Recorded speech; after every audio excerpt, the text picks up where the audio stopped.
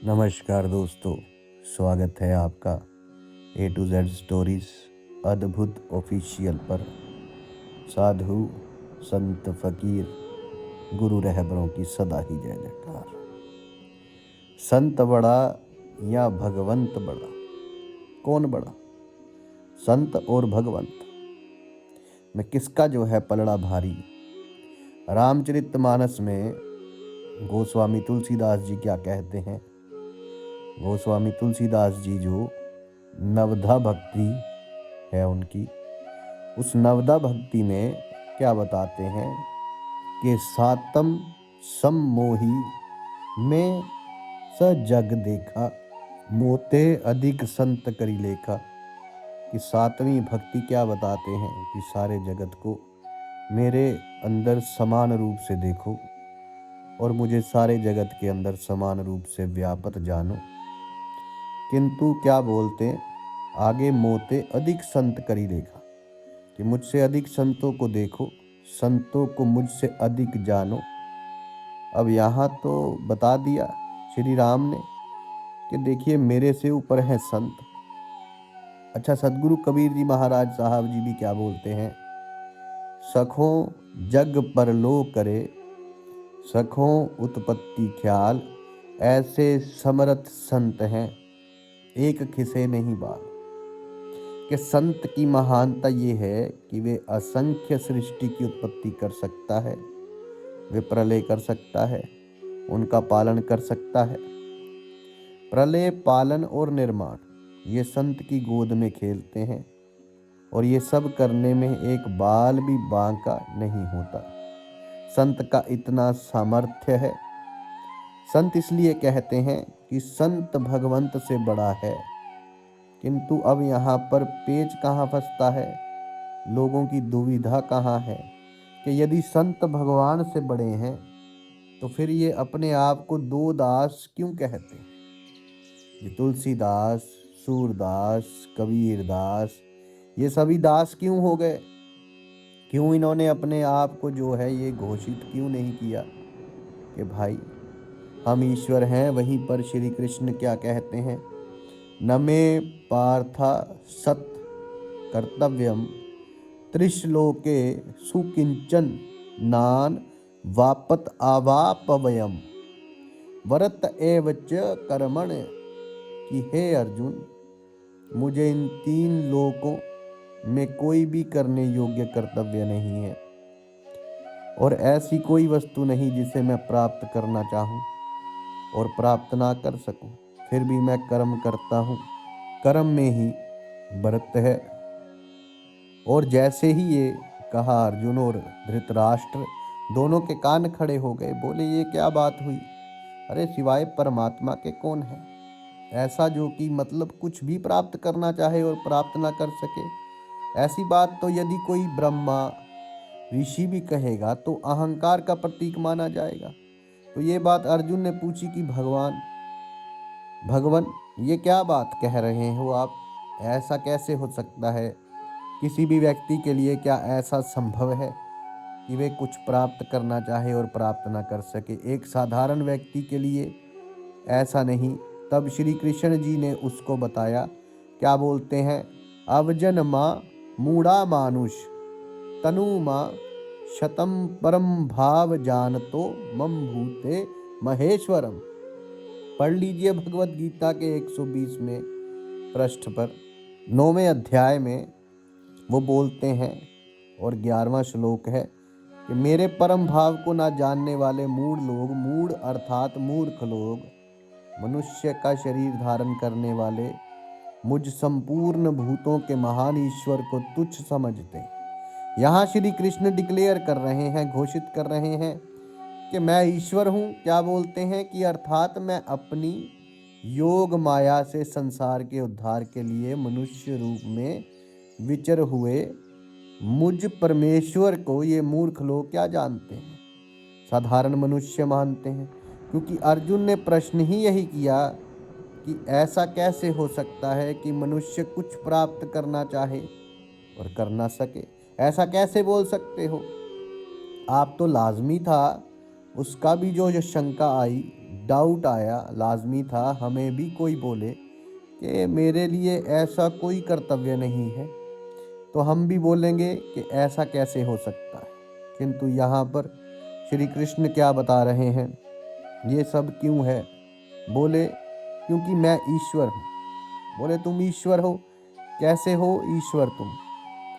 जो शरीर दिखाई दे रहे हो, बोले मैं ये शरीर दिखाई दे रहा हूँ, जो शरीर तुम देख रहे हो ये शरीर नहीं है। अहम आत्मा गुणा केसा सर्वभूता सय स्थित अहम आदिश्च मध्यम च भूता ना मंत एव चखी है। अर्जुन, मैं सब भूतों के हृदय में स्थित सबका आत्मा हूँ तथा संपूर्ण भूतों का आदि मध्य और अंत में भी मैं ही। अगर यहाँ ये कहते हैं कि सभी भूतों का आदि अंत मध्य मैं ही हूँ, तो चलो हम एक पल के लिए मान लेते हैं कि यहाँ पर बात हो रही होगी काल की। किंतु जहाँ ये बात बता दिया कि हम आत्मा गुड़ा के मतलब अर्जुन का नाम है कि हे अर्जुन, मैं सबके भीतर स्थित आत्मा हूँ। और सदगुरु कबीर जी महाराज साहब क्या बोलते हैं कि आत्म परमात्मा एक है नूर जहूर, बीच में झाई कर्म की ताते लागे दूर। कि आत्मा और परमात्मा दोनों एक ही हैं, अलग नहीं है। बीच में कर्म का पर्दा पड़ा हुआ है और इस कर्म के पर्दे के कारण, अज्ञान के कारण लोग आत्मा और परमात्मा को अलग देखते हैं। ये चीज़ यहाँ पर सदगुरु कबीर जी महाराज साहब बताते हैं। अब इसके बाद जो सेवक का अंग है उसमें कबीर साहब जी क्या कहते हैं कि कबीर कुत्ता राम का मुतिया मेरा नाम, गले राम की जेवड़ी जित खींचे तित जाओ। कि कबीर साहब जो हैं वे बोले कि वे तो कुत्ते हैं राम के। जैसे कुत्ते का नाम होता है मोती, इस तरह बोले मोती नाम मान लो मेरा, और मेरे गले में तो उस राम नाम की जेवड़ी पड़ी हुई है, रस्सी पड़ी हुई है, और जहाँ खींचता है मेरा मालिक मैं तो वहाँ चला जाता हूँ। जो तो करे तो बाहर, दूर दूर करे तो जाऊं ज्यूं, राखे त्यों ही रहूं। कि जो देवे सो खाऊं, बोले वे बुलाता है मुझे तो मैं तो करके जो है आ जाता हूँ। और जैसे ही वे मुझे भगाता है दूर दूर करके तो मैं चला जाता हूँ। जैसे मेरा परमात्मा, जैसे मेरा हरि मुझे रखता है मैं वैसे ही रहता हूँ, और जो देता है वे खाता हूँ। अब इसके भीतर सदगुरु कबीर जी महाराज साहब क्या कह रहे हैं, यहाँ पर बता रहे हैं कि देखिए मैं तो उसका सेवक हूँ। यहाँ सदगुरु कबीर जी महाराज साहब अपने आप को सेवक कह रहे हैं। एक तरफ सभी जो अवतार हैं वे कहते हैं कि भाई संत जो हैं उनको मुझसे भी ऊपर जानो, जिन्हें हम भगवान कहते हैं वे कहते हैं संत मुझसे भी ऊपर हैं। और दूसरी तरफ संत क्या कह रहे हैं, कबीर साहब जी क्या कर रहे हैं, बोले हम तो दास हैं, हम तो सेवक हैं, तो ऐसा दुविधा किस लिए? क्या कहना चाहते हैं यहाँ पर सदगुरु कबीर जी महाराज साहब, कैसे इस चीज़ को समझे? अब इस चीज़ में क्या बताया है साहब ने, कबीर जी महाराज साहब कहते हैं कबीर दासा तन हृदय नहीं नाम, धरावे दास पानी के पिए बिना मिटे ना जीव की प्यास। अब इन बातों को थोड़ा सा ध्यान से सुनिए तो आपको ये चीज़ें साफ हो जाएंगी कि यदि कोई व्यक्ति कहता है बोले मैं दास हूँ, बोले नाम धरान से क्या होता है अगर दासा तन आपके हृदय में नहीं, तो जिस तरह पानी के पिए बिना प्यास नहीं मिटती, तो इसी प्रकार जो है दास नाम धरा से कुछ नहीं होता। दासा तन हृदय में होगा तभी आप दास कहलाएंगे। फिर क्या कहते हैं, दासा तन हृदय बसे, कबीर दासा तन हृदय बसे, साधु सयो अधीन, कहे कबीरा दास सो दास लक्षण लो लीन। ये देखिए दासा तन जब हृदय में बसे तो जो साधु है आप उनके अधीन रहोगे। और सदगुरु कबीर जी महाराज साहब क्या कहते हैं कि दास वो है जो दास के लक्षण ले, ये नहीं खाली नाम रखा ले। किंतु दास होना किस लिए है, क्यों होना है? दास तो यहाँ पर कबीर जी महाराज साहब क्या कहते हैं कि अपनी एक वाणी में कि दासा तन से दरस है, दासन है जे दास, और हनुमान सहित ले रामचंद्र के पास। कि अगर उस पर परमात्मा का दीदार चाहिए तो वे दास भाव से मिलेगा। पहले भी हम यहाँ जिक्र कर चुके हैं कि परमात्मा का नाम लो, किंतु दास भाव होना बड़ा आवश्यक है। इसलिए सभी संत लोगों को ज्ञान देते हैं तो पहले स्वयं दासा तन धारण करते हैं कि देखो हम जो कर रहे हैं, हमारी रहनी देखो, हमारी करनी देखो, इस प्रकार से आपको उस कुल मालिक का दीदार होगा। अब जो है बात आती है कि चलो ठीक है, मान लिया कि दासा तन से मिलेंगे प्रभु, लेकिन एक तरफ अवतार कहते हैं, श्री कृष्ण कहते हैं कि मैं परमेश्वर हूँ, दूसरी तरफ सदगुरु कबीर जी महाराज साहब कहते हैं कि हम दास हैं, और दोनों एक दूसरे को बड़ा बताते हैं। गरीबदास महाराज जी अपनी वाणी में जो है संध्या आरती की प्रार्थना है, बाद में उससे में क्या कहते हैं, राग रूप रघुवीर है, मोहन जाका नाम, मुरली मधुर बजावही, गरीबदास बल जाम। अब यहाँ देखिए, यहाँ श्री कृष्ण जी की वंदना कर की गरीबदास जी महाराज जी ने कि जो है जो मधुर मुरली बजाते हैं कौन, श्री कृष्ण, और जो राग रूप है बबीर बोले, मैं उनको बलि जाता हूँ, मैं उनके जो है बलिहारी जाता हूँ उन पर। तो अब यही तो बात है कि संत उनकी प्रशंसा करते हैं और अवतार जो हैं वो संतों की प्रशंसा करते हैं। अवतार कहते हैं संत को मुझसे ऊपर मानो, और संत अवतारों की प्रशंसा करते हैं। तो यहाँ पर देखिए, ये जितने आपको आज प्रमाण बताया दिखाए हैं, इनसे आप ये तो समझ गए होंगे कि जो हम कह रहे हैं वे सत्य है। ये सब एक दूसरे की प्रशंसा कर रहे हैं, और अवतार कहते हैं कि संत हमसे बड़े हैं, और संत जो है अवतारों की स्तुति करते हैं। किंतु ऐसा क्यों है? अब इसका उत्तर सुनिए। जब लक्ष्मण जी ने श्री रामचंद्र जी से पूछा कि भैया सब कहते हैं कि आप ईश्वर हो, क्या आप सत्य हो, क्या ये सत्य है? तो उन्होंने हनुमान जी को बुलाया कि हनुमान जरा इधर आओ। अब देखो, हनुमान जी को बुलाया, क्यों बुलाया गया? इसलिए बुलाया गया क्योंकि वो कहते हैं कि इस प्रश्न का उत्तर तो ये भी दे देंगे। अब हनुमान जी सारे वेदों के ज्ञाता हैं, ज्ञानी हैं, ये संत हैं, तो तुम इनसे पूछो, ये बताएंगे। तो बोले हनुमान जी, जरा बताओ आप किस रूप में मुझे देखते हो और क्या है आपका और मेरा संबंध? तो हनुमान जी ने क्या कहा कि प्रभु देह रूप से मैं आपका दास हूँ। क्या कहा है कि देह रूप से मैं आपका दास हूँ, जीव रूप से मैं आपका अंश हूँ, और आत्म रूप से, तत्व रूप से मैं और आप एक ही हैं। मैं राम ही हूँ आप में, और आप जो हैं मुझ में, कोई भेद नहीं। अब बात समझ आई कि और यही चीज़ श्री कृष्ण जी ने भी कही गीता में। अभी तक तो आपने श्लोक पढ़ा था, अब आपको वे श्लोक समझ में भी आ जाएगा कि श्री कृष्ण जी ने क्या कहा है। श्री कृष्ण जी ने कहा है कि अब जानन्ति माँ बूढ़ा मानुष तनु माँ, शतम परम भाव जानतो मम भूतम महेश्वरम। मेरे परम भाव को, परम भाव मतलब तत्व को जानने वाले मूल लोग मनुष्य का शरीर धारण करने वाले मुझ संपूर्ण भूतों के महान ईश्वर को तुच्छ समझते हैं। मतलब वे क्या सोचते हैं, लोग क्या सोचते हैं, जो साधारण मनुष्य की, ये जो है साधारण मनुष्य हैं, वे सिर्फ देह को देखते हैं।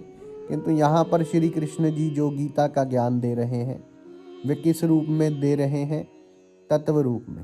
वे आत्म रूप से बात कर रहे हैं यहाँ पे। तो जो वे आत्मा है उसको वे कह रहे हैं कि ये ईश्वर है। कहाँ है ना, कि अभी दूसरा जो आपको अध्याय बताया था उसमें क्या कहा था उन्होंने, अहम आत्मा गुणा के सर्वभूता से सिथ अहम आदिश्च मध्यम च भूता नामंतवचा। यह 20वां श्लोक है 10वें अध्याय का, कि हे अर्जुन, मैं सब भूतों के हृदय में स्थित सबका आत्मा हूँ। और यहाँ पर सदगुरु कबीर जी महाराज साहब कहते हैं कि आत्म परमात्म एक है, कि आत्मा और परमात्मा एक ही है। तो आत्मा परमात्मा एक है। तो ये सिद्ध हो गया कि जो श्री कृष्ण जी थे, शरीर नहीं आत्मा तत्व से जो थे वे परमात्मा थे।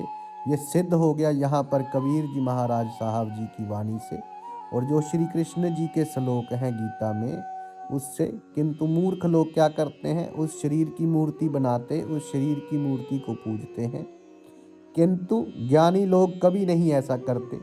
क्या कभी देखा है सतगुरु कबीर जी महाराज साहब को किसी को पूजते हुए? क्या कभी कृष्ण जी को देखा है किसी पुराने अवतार को पूजते हुए? उनसे पहले भी तो कितने अवतार हुए थे। क्या श्री राम जी को अपने से पहले इतने अवतार हुए किसी की पूजा करते देखा? नहीं ना। क्या कभी कबीर जी महाराज जिन्हें या किसी भी संत ने अपने किसी ऐसे गुरु की मूर्ति को पूजा हो? गुरु नहीं, किसी संत की मूर्ति को ही पूजा हो? नहीं ना। क्यों नहीं पूजा? इसलिए नहीं पूजा क्योंकि वे जा चुके हैं इस संसार से। जो देह थी, देह के भीतर जब तक आत्मा विराजमान है तब तक वे आत्मा जो होता है उसकी पूजा की जाती है, क्योंकि वे आत्मा परमात्मा ही होता है। इसलिए जो बोलते हैं जिंदा गुरु है, जिंदा जगदीश ऐसा सतगुरु हम मिला है। जिंदा जगदीश सतगुरु देव जी के अंग में आता है, बार बार आता है ये शब्द। वे जिंदा क्या है? वे आत्मा, वे परमात्मा है। उसके बारे में कहा गया है कि वे सतगुरु है। और साहिब बार बार यहाँ पर कबीर जी महाराज साहब बोलते हैं कि सतगुरु कौन बोले चार दाग आवे नहीं, उसको सतगुरु जान क्या है पूरा। दोहा हाड़ चाम को सतगुरु कहे, ये सब धुर ज्ञान। चार दाग आवे नहीं उसको सतगुरु जान। कि देखिए ये हड्डी मांस इस सब के जो है वसा से, त्वचा से बने इस शरीर को लोग सोचते हैं ये सतगुरु हैं। नहीं, सतगुरु वे है जो चार दागों से परे, जिसे ना जलाया जा सके, ना दफनाया जा सके, ना जिसे बहाया जा सके जल में, ना जंगल में फेंका जा सके। जीवों के खाने के लिए वे सतगुरु हैं। और वे सतगुरु कौन है? वे सतगुरु है परमात्मा, शुद्ध परमेश्वर ही है। अब सतगुरु कबीर जी महाराज साहब का वो शब्द था, कर नैनो दीदार वे पिंड से न्यारा है। ये वाला जो था ना, इसमें बताया था कि देखिए वे परमात्मा जो है वही सतगुरु है। और वे कहाँ बैठा है? यदि आप कहेंगे तो एक बार दोबारा से आपको बता दिया जाएगा। और वे आपके आज्ञा चक्कर के ऊपर बैठा है, भंवर गुफा से बिल्कुल पहले, ठीक पहले, ताकि आपको उस भंवर गुफा से आगे लेकर जा सके। वे परमात्मा ही है, वही सतगुरु बनकर आता है। अब इस चीज़ का प्रमाण सभी जो है गरीबदास, तो जो भी इस सत्य को जो है सुन रहे हैं वे देखें गरीबदास जी महाराज जी का वे दोहा, जहाँ वे कहते हैं सतगुरु संत और अवतार, तीन कला एक दरबारा। गुप और अवतार ये तीनों लोग अलग अलग उस परमात्मा की ही कलाएं हैं। तीन कलाएं हैं, ये तीन कला एक दरबार, वे एक ही दरबार से आते हैं, उस कुल मालिक के दरबार से, मतलब उस परमात्मा की ये तीन कलाएं हैं। अब आप ये बताइए कि एक कला दूसरी कला क्या क्या निंदा कर सकती है? क्या कह सकते हैं? नहीं, ये छोटा है वे बड़ा है। कोई कह सकता है संत की नहीं, हम बड़े हैं और ये छोटे हैं। ठीक जी, तो इसलिए किसी भी संत किसी भी अवतार की निंदा नहीं करते, क्योंकि उनको पता है कि ये भी तो परमात्मा का ही अंश है, परमात्मा की ही कला है, और हम भी परमात्मा की ही कला है। तो इसलिए निंदा नहीं किसी की। और हम अज्ञानी मूर्ख लोग बोल देते हैं अरे फलाना छोटा है, अरे ये बड़ा परमेश्वर है, ये बड़ा भगवान है, वो छोटा भगवान है, ये असली भगवान है, ये नकली भगवान है। तो ये सिर्फ अज्ञान का प्रतीक है। ना कबीर भगवान है, ना कृष्ण भगवान है, ना राम भगवान है, ना कोई और भगवान है, क्योंकि ये सब तो शरीर है। और इसी चीज़ का तो यहाँ पर कबीर जी महाराज कहते हैं कि ये जो शरीर है ये भगवान नहीं, वो जो तत्व रूप से जो आत्म विराजमान है, इसके भीतर जो परमात्मा इस शरीर के भीतर है वे है परमात्मा। वे जो तत्व है उस तत्व को जानो। कबीर जी महाराज साहब जी तो अपनी हर वाणी में कहते हैं, किंतु लोग हैं कि नहीं जी, हम तो देह और देह में भी मूर्ति बनाकर उसको पूजेंगे, तत्व को जानो जिसने भी उसे पाया है। चाहे मीराबाई जी ने कृष्ण की मूर्ति में ही क्यों नहीं पाया है, जिसने तत्व रूप से उसे जाना, उसके सामने वे परमात्मा प्रकट हुआ। एक बार नहीं, हजारों बार, सैकड़ों बार प्रकट हुआ। तत्व रूप से जाना तो प्रहलाद के सामने जो है खंभ फाड़ के प्रकट हो गया। क्या प्रहलाद ने नरसिंह जी अवतार की कल्पना करी थी? क्या प्रहलाद ने नरसिंह को बजा था? नहीं, नहीं ना। तत्व रूप से जाना तो प्रभु आ गए। मीराबाई सारी उम्र घूमती रही किंतु नहीं मिले, लेकिन जब रविदास जी ने तत्व रूप से बताया तब मिल गए। उसी मूर्ति में ही प्रकट हो गए और मीरा को उसी मूर्ति में ही समा लिया। तत्व रूप से जानो, यही श्री कृष्ण कह रहे हैं। मुझे तत्व रूप से जानो। कृष्ण तो सिर्फ जो है शरीर है, आप इसकी शरीर की पूजा मत करो। मुझे तत्व रूप से जानो। अब श्री कृष्ण जी जो हैं वे 9वें अध्याय में 4थे श्लोक में क्या कहते हैं? माया तदम इदम सर्व जगत व्यापक जगत व्यक्त मूर्त नामत सथानी सर्वभूतानी ना चाहते सब अवस्थित की। मुझ निराकार परमात्मा से ये सब जगत जल से बर्फ से सदृश्य परिपूर्ण है और सब भूत मेरे अंतर्गत संकल्प के आधार स्थित हैं, किंतु वास्तव में मैं उनमें स्थित नहीं हूँ। तो यहाँ पर क्या बता रहे हैं कि मुझ निराकार परमात्मा से जैसे जल है निराकार होता है, किंतु बर्फ जो है वे साकार होती है। क्या बर्फ के भीतर जल के अलावा कुछ और होता है? नहीं होता। लेकिन फिर भी बर्फ साकार है और जल निराकार है। और यदि 14 लोकों की बात की जाए, जिसमें हम आगे आपसे वार्तालाप करेंगे, तो उसमें भी जो है कबीर जी महाराज साहब ने वर्णन कर रखा था कि ऊपर क्या था, सब कुछ निर्गुण सृष्टि चल रही थी। और उसके बाद सगुण रूप में परमात्मा, या आप देख भी सकते हैं जो हमने उस दिन क्या इस यात्रा को किया है, तो परमात्मा विराजमान थे सगुण रूप में। यहाँ पर सगुण रूप में परमात्मा विराजमान है। तीसरे लोक में कहाँ है? वो तीसरे लोक में जहाँ पर जो बताया गया था ना, तीसरी शून्य, जिसमें महाशून्य और नीचे की शून्य थी। महाशून्य में निर्गुण है और शून्य में सगुण हो जाता है वही परमात्मा। तो इसी प्रकार यहाँ पर बताया हुआ है। श्री कृष्ण जी ने भी, आप गीता पढ़िए या कुछ भी आप पढ़ लीजिए, सब जगह एक ही है। बस आप मन से ये वहम निकाल दीजिए कि ये सही है, वे गलत है। करना है तो जो भी ज्ञान दिया है उसका आचरण करो, किंतु हम ज्ञान का आचरण नहीं करते।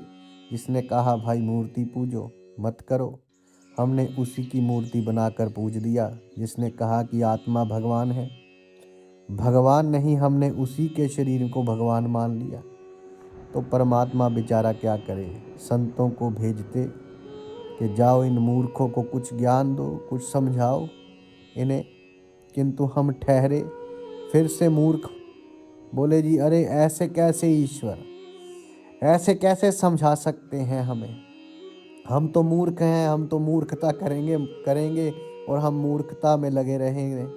इसलिए लोग दुखी हैं, क्योंकि वे सत्य को जो है सत्य के पीछे कम और झूठ के पीछे ज़्यादा भाग रहे हैं।